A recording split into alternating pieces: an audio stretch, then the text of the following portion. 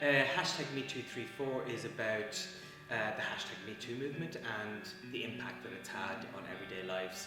So it's set in 2017, just after the movement kind of gets great notoriety around the world. But it's really not about the Weinstein case or Bill Cosby or anything like that. It's about really focusing it down to an everyday level and how it impacts people in Ireland, women and men, on an everyday level. So it kind of centres around a post that was put up on Facebook by Sean. He says, I'm horrified to hear about these stories in the hashtag #MeToo movement, and if I've ever done anything like that, please let me know. And then 3 women come forward and actually say, well, yes, you've done something to me, and the story unfolds from there. Sean in the play is very much an everyman. He's kind of the regular guy that you meet down the pub, or that you'd have one of your work colleagues, one of your friends. There's nothing dramatically exceptional about him. He's from Drogheda. He lives in Drogheda. He works in Dublin. He works in finance. He went to college. He has a good family. There's nothing dramatically extraordinary about him. And even him, in his conscious effort to be a good person, I suppose, down through the years, even he has had moments through his life that, whether unwittingly, unintentionally, he's had an impact in a hashtag #MeToo way with other females in his life. So I think it's about Sean exploring them for himself and going on a journey. He's going on a journey of kind of really analysing himself and hit the sense of himself, who he thought he was.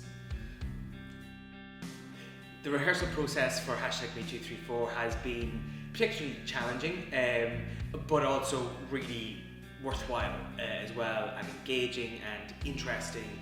And every day I come into rehearsals and there's always something new to kind of explore. Obviously I'm the only male character in the cast, and there's 3 other females, so I suppose my journey has been slightly different than maybe the other 3. The hashtag #MeToo movement obviously centres around stories, very much around female stories, 90% anyway, and in that case then, in a patriarchal society, men are often usually the perpetrators of these kind of power dynamics or sexual harassments or sexual assaults.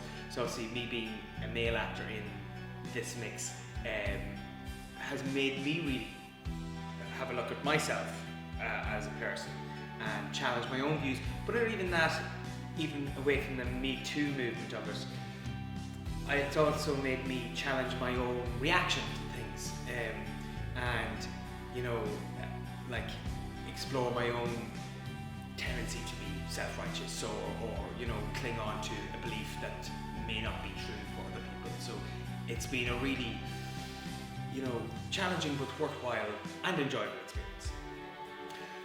Well, audiences should come and see hashtag #MeToo34 because, first of all, it's Quintess's next show in our programme of Hear Me Roar as part of our Droichead residency, and anybody who's familiar with some of our previous work knows that we like to really lean into challenging issues rather than shy away from them, but also do that in an entertaining, interesting, physical way. So I think anybody who's familiar with some of our previous work will know that some of our shows are must-sees.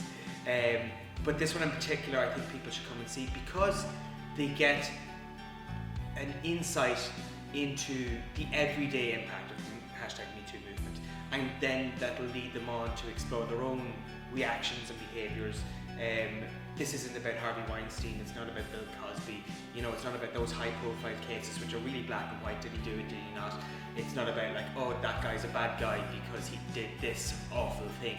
It's actually more about